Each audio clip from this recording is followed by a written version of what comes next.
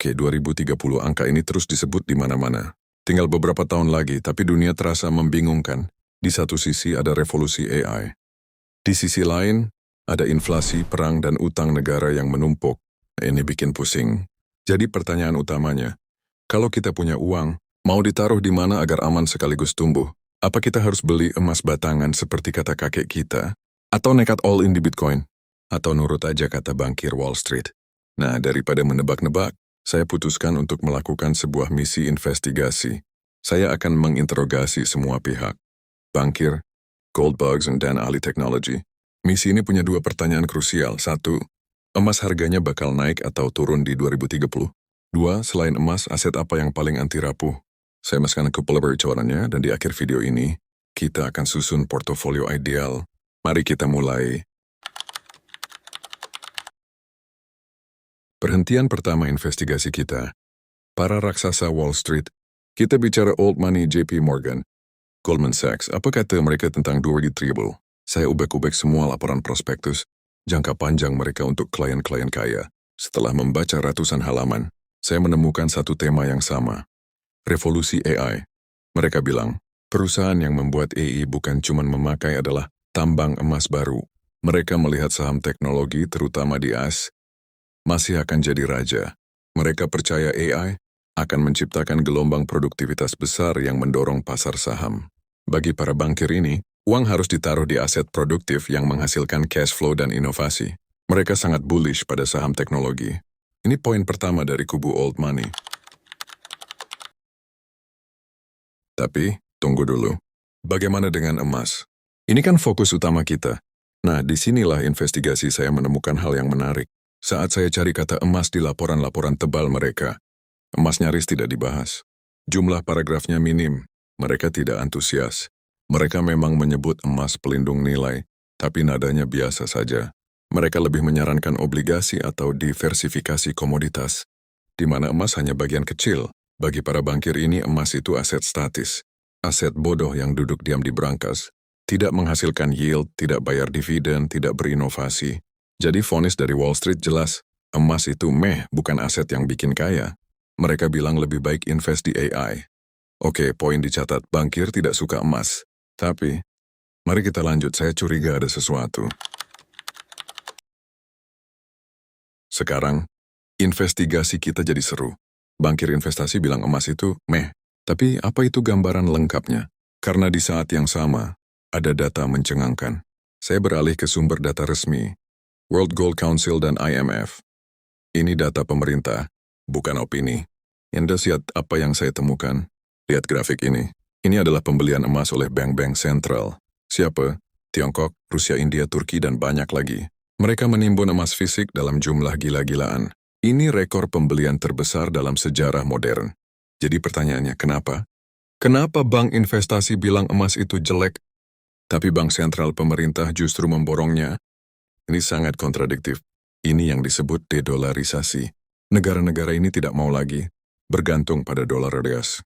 Mereka mau cadangan devisa yang nyata, fisik, tidak bisa dicetak, dan tidak bisa dikontrol negara lain.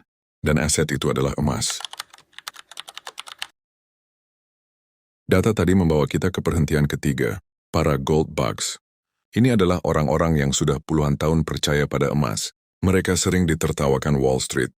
Tapi sekarang mereka merasa waktunya telah tiba. Saya tonton wawancara mereka, argumennya sangat kuat. Oke, investigasi kita makin panas. Sekarang kita punya dua kubu yang saling bertentangan. Bankir Wall Street bilang emas Bank Central BRICS dan Gold Bugs bilang emas akan meledak. Siapa yang benar? Mari kita bedah kedua skenario itu secara objektif. Kita mulai dengan skenario emas turun atau stagnan. Apa yang harus terjadi agar prediksi para bankir itu benar? Skenario emas turun ini bisa terjadi jika 1. Inflasi secara ajaib berhasil diredam kembali ke level 2% dan bertahan lama.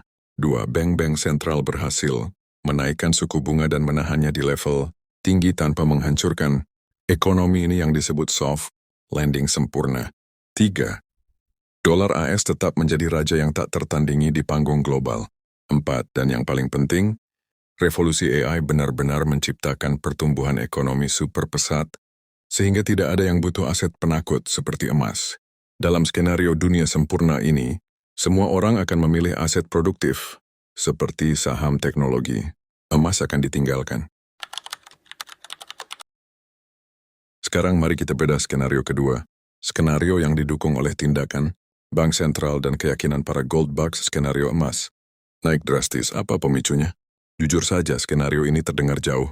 Lebih realistis jika kita melihat kondisi dunia saat ini. Skenario emas naik ini terjadi jika satu, inflasi ternyata lengket dan gagal dikendalikan. Pemerintah terus mencetak uang untuk membiayai defisit mereka. 2, ada tumpukan utang global meledak menyebabkan krisis atau memaksa bank sentral untuk kembali mencetak uang besar-besaran QE yang memperparah inflasi. 3, terjadi eskalasi geopolitik yang signifikan, misalnya perang besar baru, krisis energi, atau sanksi ekonomi besar-besaran.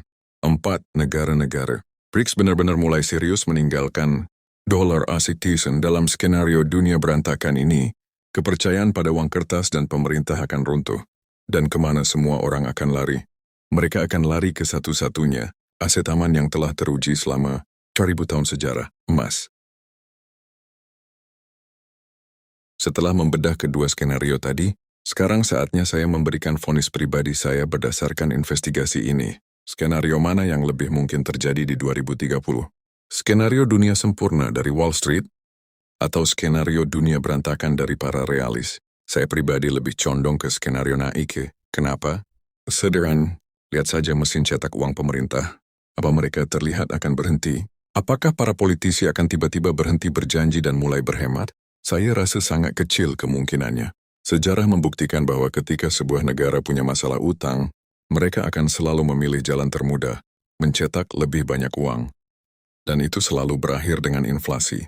Jadi untuk pertanyaan pertama, misi kita. Emas, prediksi saya naik di 2030. Mungkin tidak akan meledak sampai $20,000, tapi level 5 US atau 2 US per ounce sangat mungkin terjadi. Jadi dari emas bukanlah aset spekulasi, tapi emas adalah asuransi wajib, pelindung kekayaan yang harus Anda miliki. Investigasi emas selesai. Mari kita lanjut ke pertanyaan kedua. Oke, emas sudah kita kunci sebagai asuransi. Dia adalah jangkar kita. Tapi kita tidak mau cuma aman, kita juga mau berkembang. Jadi, perhentian keempat investigasi saya adalah para new money, para visioner teknologi, pendiri startup, dan ahli kripto. Mereka hidup di garis depan inovasi. Apa kata mereka tentang aset terbaik 2030? Jawaban mereka sangat jelas. Mereka punya dua jawaban utama. Pertama, Bitcoin. Mereka menyebutnya emas digital atau emas 2.0. Logikanya sangat mirip dengan emas fisik. Pasokannya terbatas. Hanya 21 juta koin. Tidak ada pemerintah yang bisa mencetaknya. Tapi bedanya, Bitcoin itu digital, bisa Anda kirim ke seluruh dunia dalam hitungan detik. Di 2030, mereka percaya adopsi Bitcoin sebagai penyimpan nilai akan jauh lebih besar, menjadikannya aset triliunan dolar. Itu baru jawaban pertama mereka. Jawaban kedua dari para visioner ini, menariknya sejalan dengan bankir Wall Street. Tapi lebih dalam. Jawabannya, infrastruktur AI. Tapi bukan cuma saham teknologi. Mereka melihatnya sebagai pondasi baru peradaban manusia, sama pentingnya dengan listrik.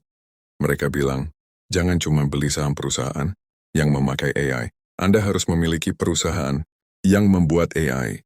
Perusahaan yang memiliki sekop di tengah demam emas AI ini. Aset apa itu? Nomor 1, perusahaan data center raksasa. AI butuh kekuatan komputasi luar biasa. Nomor 2, perusahaan pembuat chip GPU tercanggih, seperti Nvidia dan pesaingnya. Tanpa chip ini, tidak ada AI. Nomor 3, perusahaan yang menguasai model bahasa LLM terbesar. Di 2030 AI adalah listrik baru. Dan aset terbaik adalah memiliki perusahaan PLN-nya. Jadi dari new money, kita dapat dua aset kunci. Bitcoin sebagai penyimpan nilai emas digital, dan saham infrastruktur AI sebagai mesin pertumbuhan.